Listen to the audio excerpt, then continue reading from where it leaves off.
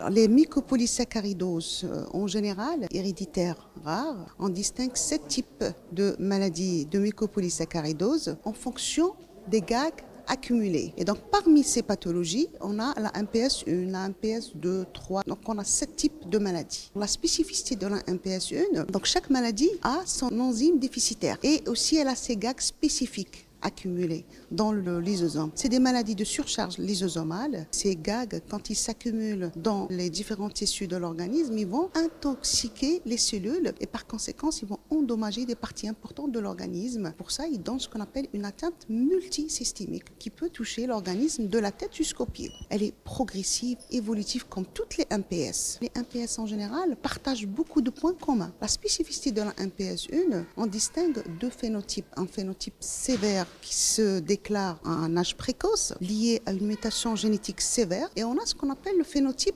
atténué, donc qui se déclare vers l'âge de 3 ans, 10 ans. Et c'est des formes atténuées. Donc la forme grave, c'est la forme la plus sévère. Et les symptômes ne sont pas spécifiques à la maladie. Par exemple, une hernie ombilicale qui récidive après une chirurgie chez un nourrisson qui présente des troubles respiratoires, des infections ORL, avec un petit rétrécissement aortique ou mitral, doit faire penser à une MPS, à une maladie grave. Pourquoi on doit diagnostiquer précocement? Le diagnostic précoce permet de stopper l'évolution de la maladie, puisqu'on est en train de parler de maladie progressive évolutive. Donc si on stoppe l'évolution, on va prévenir des complications sévères qui peuvent être mortelles, notamment les complications cardio-respiratoires.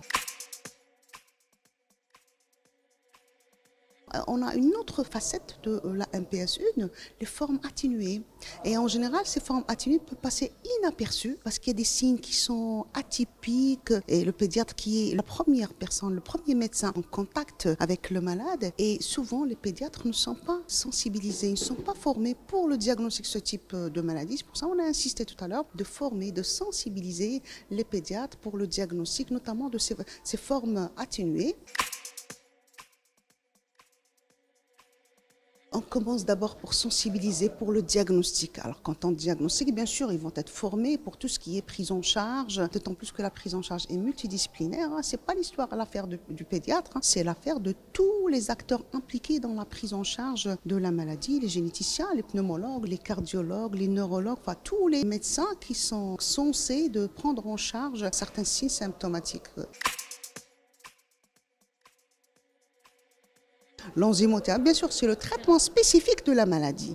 Heureusement qu'on a là même depuis 2003 et le traitement, il est très bien sûr, il est efficace. Donc une fois on pose le diagnostic, on instaure le traitement enzymatique qui stoppe l'évolution de la maladie. Donc ça va justement éviter les complications soit mortelles pour la forme grave, soit les formes invalidantes dans les formes atténuées, surtout les complications ostéo-articulaires. Alors le traitement, une fois instauré, tout un protocole de suivi de ces malades. Et c'est une enzymothérapie administrée une fois par semaine, hebdomadaire. Et justement, et les malades, normalement, on va les surveiller sur tous les plans donc, pour voir l'efficacité du traitement. Le traitement est efficace surtout sur la fonction respiratoire, cardiaque, sur l'organomégalie, sur pas mal de signes, même la mobilité de l'enfant. Par contre, il y a certaines complications qui ne sont pas dans le traitement enzymatique, ne donnent pas vraiment de bons résultats, notamment si on a une atteinte articulaire, osseo-articulaire avancée. Pour ça, l'objectif, c'est de dépister ces formes précocement pour qu'on puisse mettre l'enfant sous traitement et éviter l'évolution invalidante de ces formes atténuées.